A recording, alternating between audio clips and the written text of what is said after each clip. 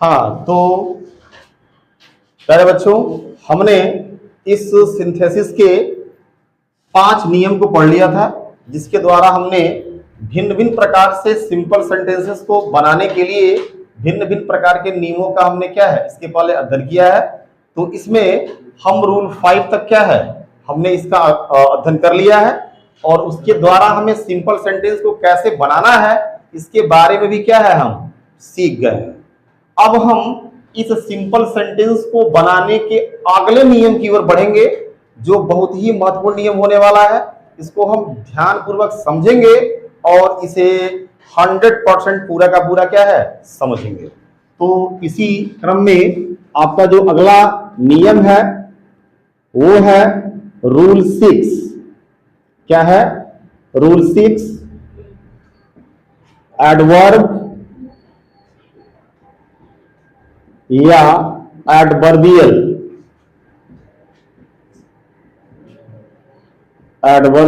Phrase का प्रयोग करके मतलब क्या सिंपल सेंटेंस बनाना, यानी कि एडवर्ब या एडवर्बियल फ्रेज का प्रयोग करके सिंपल सेंटेंस बनाना। कैसे बनाते हैं इसके बारे में पूरा का पूरा डिटेल जानते हैं, पोस्टमार्टम करके सीखते हैं, ताकि अगर आपके क्लास 12th के बोर्ड एग्जाम में जहां से भी क्वेश्चन पूछे आप उसको बगैर समय लिए आप उसे तुरंत हल कर सकें। तो चलिए सबसे पहले इसके थोड़े मोड़े थ्योरीज के बारे में जान लेते हैं। तो यह है कि वाक्य में, या ऐसे करें,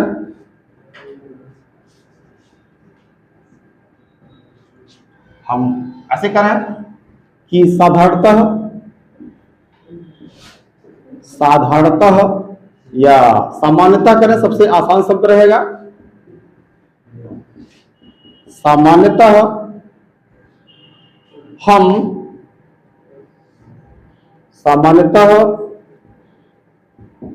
एडजेक्टिव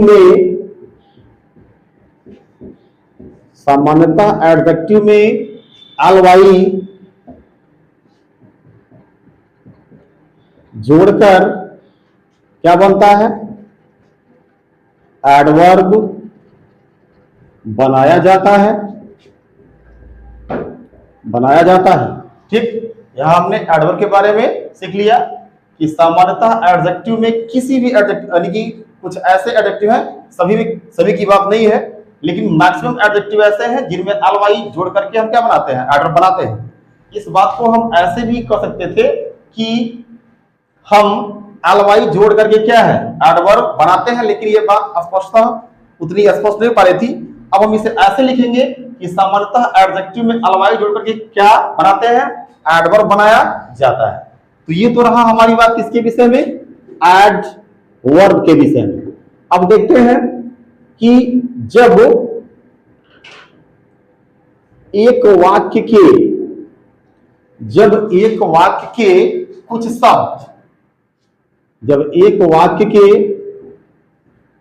शब्द मिलकर एडवर्ब का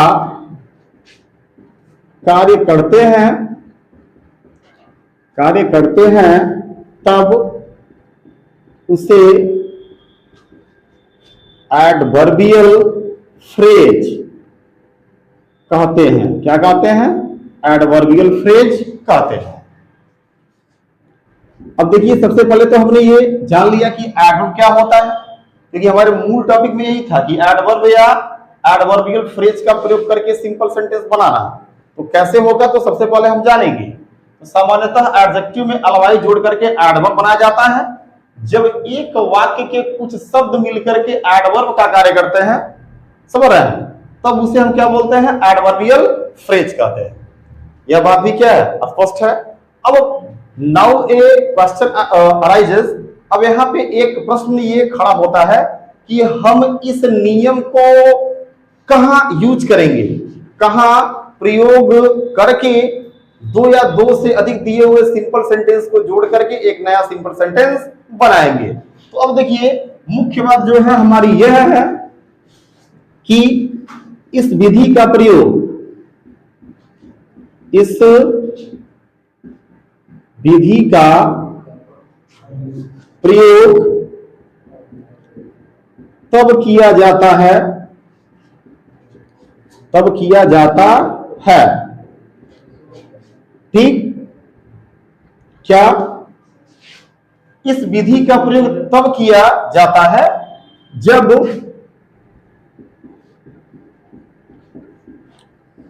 दोनों वाक्यों में से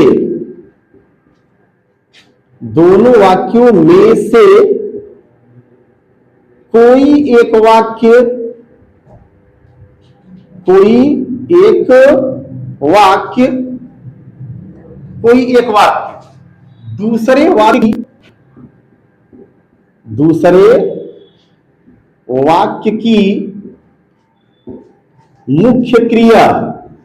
दूसरे वाक्य की मुख्य क्रिया अर्थात मेन वर्ब की विशेषता बताता है, ठीक। जो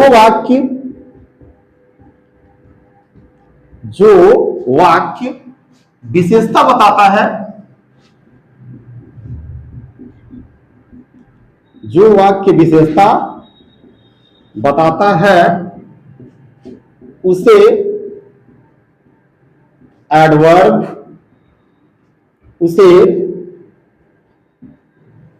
एडवर्ब या एडवर्बियल फ्रेज में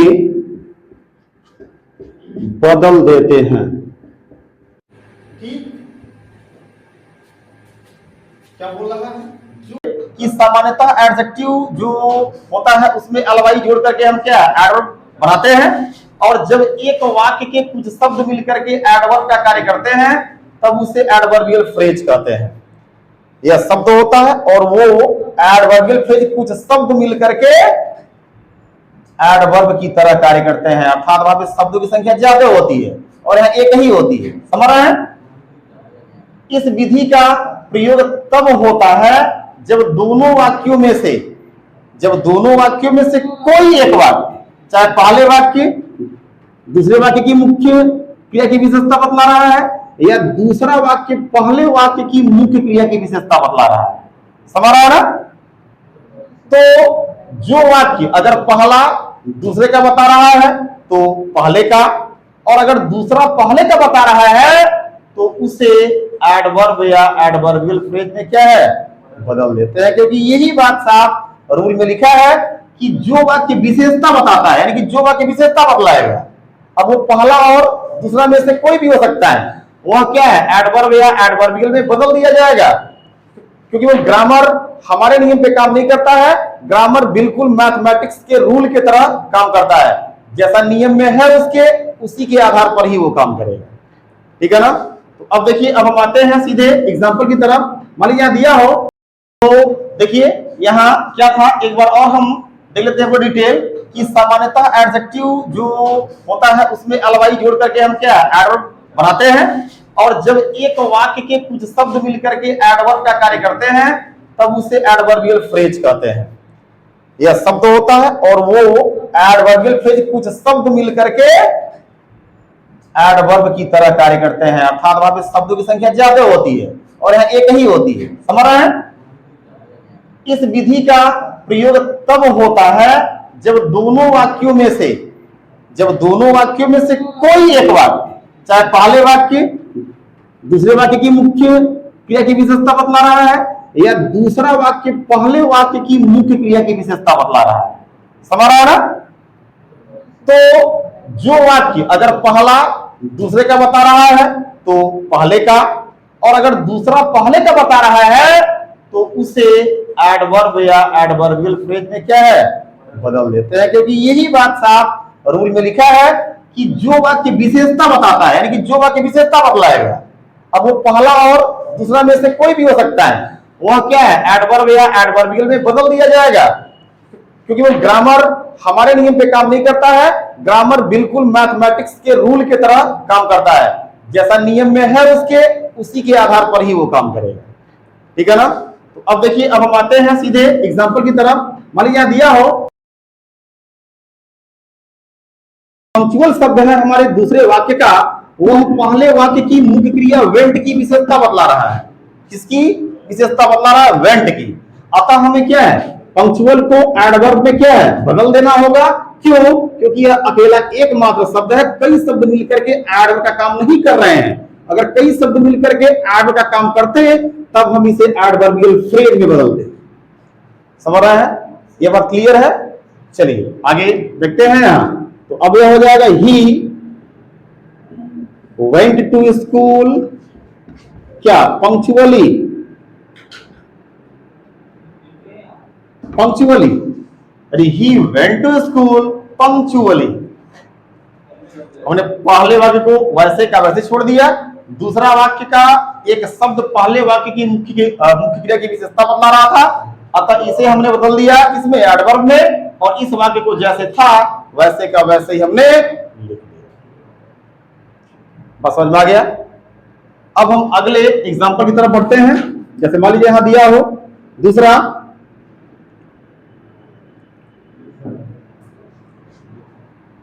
आई फिनिश द वर्क। मान लीजिए दिया हो I finished the work, it took me no time, no time.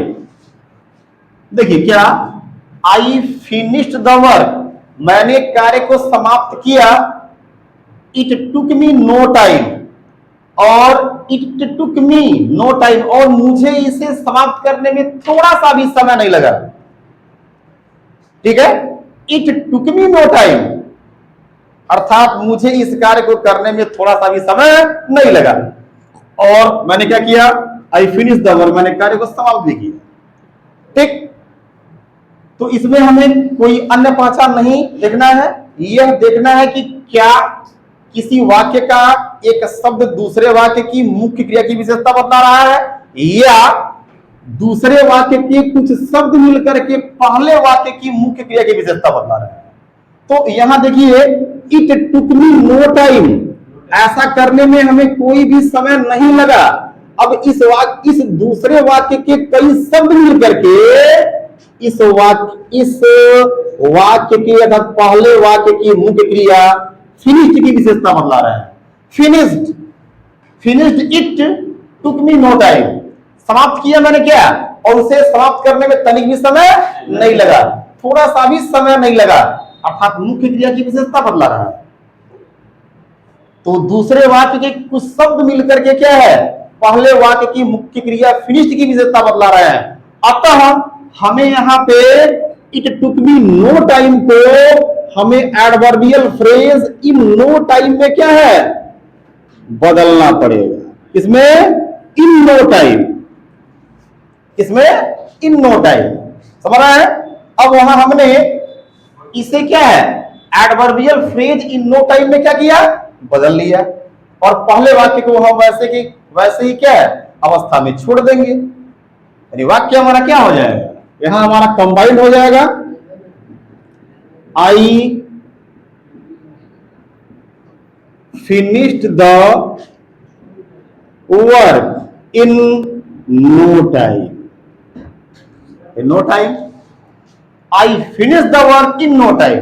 अब it took me no time, अब इससे कुछ मतलब नहीं है, क्योंकि यह पूरा का पूरा ऐसे कहें कि कई शब्द मिलकर के, अर्थात ये पूरा का पूरा वाक्य जैसे इट भी क्या है, उसी को संकेत कर रहा है, टुक मी नो टाइम, अर्थात ऐसा करने में मुझे तनिक भी समय नहीं लगा, अर्थात ये पूरे के पूरे जो कई शब्द हैं ये सभी मिलकर के क्या है, यहां पे एडवर्ब की तरह रिएक्ट कर रहे हैं, एडवर्ब की तरह कार्य कर रहे हैं। अतः हमें इन सबको adverbial phrase in no time में बदल देगा। समझ आया ना। और इसीलिए हमारा वाक्य जो क्या हो गया, I finish the work in no time. समझ में आ गया। अब आगे बढ़ते हैं। जैसे मान लीजिए यहां दिया हो राणा प्रताप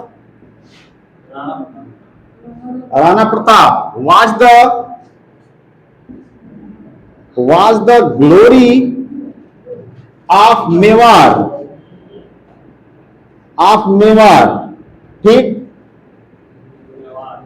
वही मेवाड़ होता है, लेकिन हम उसको इंग्लिश में लिखेंगे तो मेवाड़ ही लिखेंगे। Rana Pratap was the glory of Mewar, there is no doubt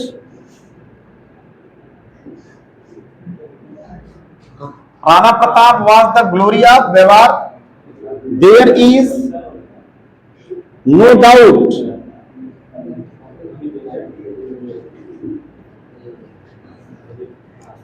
about it। देखिए, Rana Pratap was the glory of Mewar, there is no doubt about it। Rana Pratap क्या थे? मेवाड़ की एक शान थे, ग्लोरी थे, समझ रहे हैं, अभिमान थे वहां के। There is no doubt about it, और इसमें कोई संदेह नहीं, अर्थात इस बात में कोई संदेह नहीं है। तो अब देखिए, देयर इज नो डाउट, कोई भी संदेह नहीं है, कोई भी संदेह नहीं है, अर्थात इस बात में कोई भी संदेह नहीं है। अर्थात यहां पे जो नो डाउट जो शब्द है, समझ रहे हैं, ये पहले वाक्य की मुख्य क्रिया की क्या है? विशेषता बतला रहा है। अतः हम इस डाउट को किसमें चेंज कर देंगे? अनडाउटेडली में चेंज कर देंगे। अनडाउटेडली, नो है, नो डाउट, तो उसके पहले क्या कर लेंगे? अन जोड़ लेंगे, ठीक है।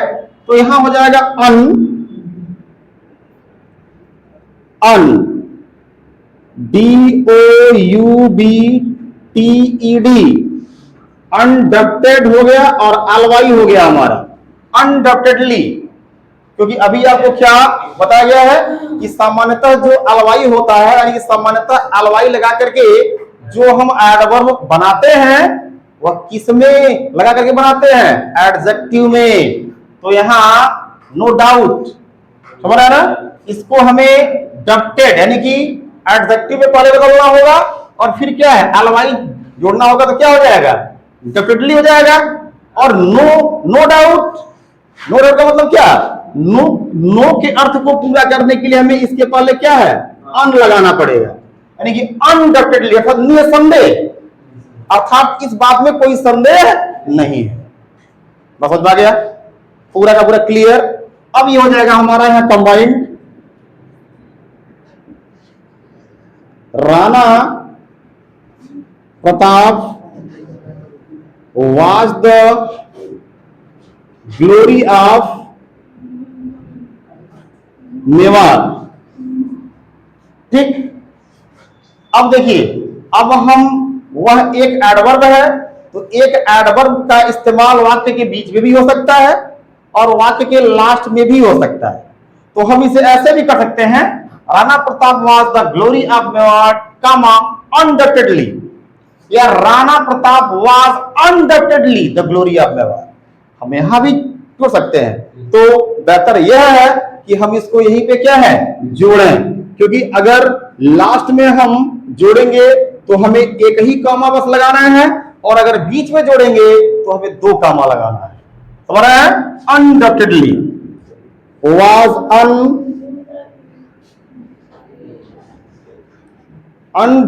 undoubtedly क्या? Rana Pratap was undoubtedly the glory of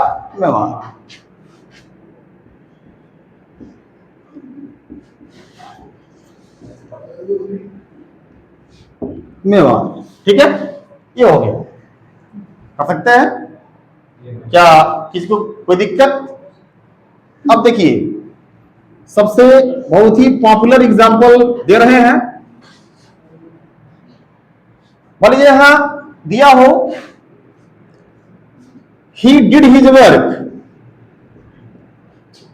he did his work, उसने अपने कार्य को किया। he was not careful about it, he was not careful about it. देखिए, he did his work, he did his work, उसने अपने कार्य को किया। He was not careful about it, और वो इसके बारे में तनिक भी सावधान नहीं था। अब देखिए यहां, ही डिड हिज वर्क, उसने अपने कार्य को किया। He was not careful about it, तो नॉट केयरफुल अर्थात वो अपने इस कार्य के विषय में तनिक भी सावधान नहीं था।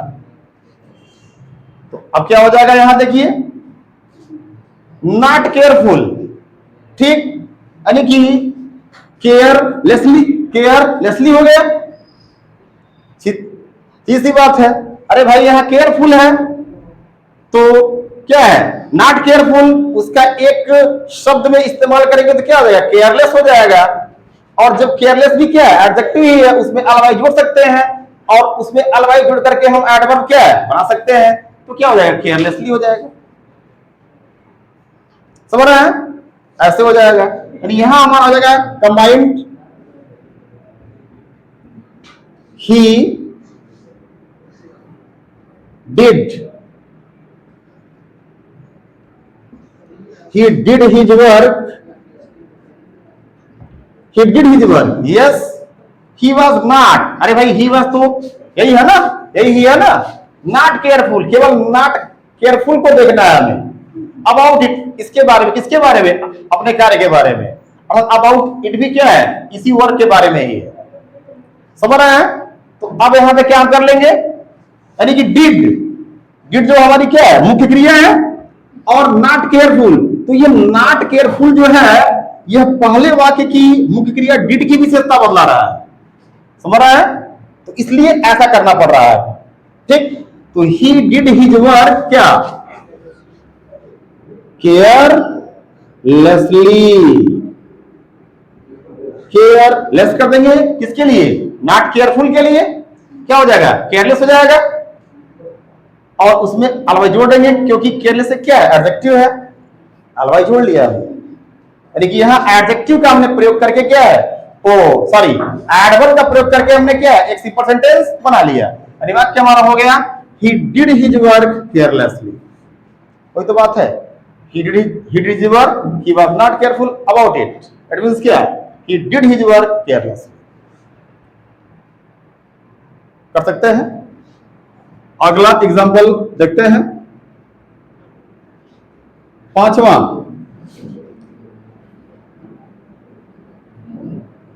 रोज has thorns, rose has thorns, rose has thorns, THRONS, thorn THRON, thorn का मतलब क्या, कांटा होता है, कांटा। अरे जो कांटा क्या है, हमें हमारे हाथ में कभी चुभ जाता है, ठीक। तो rose has thorns, it is certain, it is certain, rose has thorns, it is certain, इस बात में कोई संदेह नहीं है, ठीक। तो अब देखिए, rose has thorns, it is certain, तो सर्टेन जो है किसकी विशेषता बतला रहा है, हैज सर्टेन, मतलब यह बात निश्चित है। समझ रहा है, और ये सर्टेन है क्या, एक एडजेक्टिव है, सर्टेन, निश्चित, ठीक है। क्योंकि हमने लोअर सेक्शंस में पढ़ा है कि वाक्य में क्या है, हमें हाउ लगा के क्वेश्चन करने पे जो उत्तर में मिलता है वही क्या होता है, एडजेक्टिव होता है। तो सर्टेन कैसा है, निश्चित है, एडजेक्टिव है। अब इसमें क्या है, अब इसमें अलवाई जोड़ करके हम एक एडवर्ब बना लेंगे, और जैसे कि इस वाक्य का एक शब्द ही मिल सके, पहले वाक्य की मुख्य एज ए मेन वर्ब भी होता है। समझ रहा ना, जहां पे आपको लिंकिंग वर्ब जो है बताया गया होगा, यानी जहां प्राइमरी एक्सुलरीज के बारे में बताया गया होगा, वहां इसके बारे में टोटल बातें बताई गई होंगी। रोज हैज थॉर्न, तो यहां has as a main verb आया है, ठीक है। तो अब यहां ये सर्टेन जो है पहले वाक्य की मुख्य क्रिया हैज की विशेषता बता रहा है। समझ रहे हैं? अब क्या हो जाएगा, यहां हम कंबाइंड करेंगे तो क्या हो जाएगा, rose has thorns, thorns certainly, rose has thorns certainly, rose has thorns certainly कर सकते हैं, किसी को कोई दिक्कत नहीं है। और देख लेते हैं हम एग्जाम्पल, ठीक है। और छठा हमारा एग्जाम्पल है, ऐसे हो जाएगा क्या, द सनसेट। तो अब हम इस लास्ट एग्जाम्पल को देख लेते हैं। तो वो आपके सामने यहां पे क्या है, लिखा गया है, द सनसेट, सूर्यास्त हो गया। The boys have not completed the work, लेकिन लड़के अभी अपने कार्य को पूरा नहीं किए। यहां हैव नॉट करके हम हैड करें, नहीं किए थे। The boys had not, the boys had not completed the work, यानी कि द सनसेट, सूर्य अस्त हो गया। The boys had not completed the work, और लड़कों ने अपने कार्य को पूरा नहीं किया था। ठीक है, नहीं किया था मतलब क्या, नहीं पूरा कर चुके थे। पास्ट का परफेक्ट और पास्ट के परफेक्ट में दोनों ही प्रकार के कर्ताओं का हमें क्या है, हैड के साथ मेन की थर्ड लगानी होती है। अब देखिए, अब यहां क्या है, the boys had not completed the work. ठीक, अब यहां जो है, अब ये पूरा का पूरा जो पार्ट है, इसके पहले अगर हम बाई का इस्तेमाल कर लें, बाई प्रीपोजिशन का, तो यह पूरा का पूरा एक क्या है, एक एडवर्ब की भांति कार्य करना शुरू कर देगा। समझ रहे हैं, एक एडवर्ब की भांति यह कार्य करना शुरू कर देगा। यानी कि हम सीधे इसको ऐसे कर लेंगे, यानी कि क्या, द बॉयज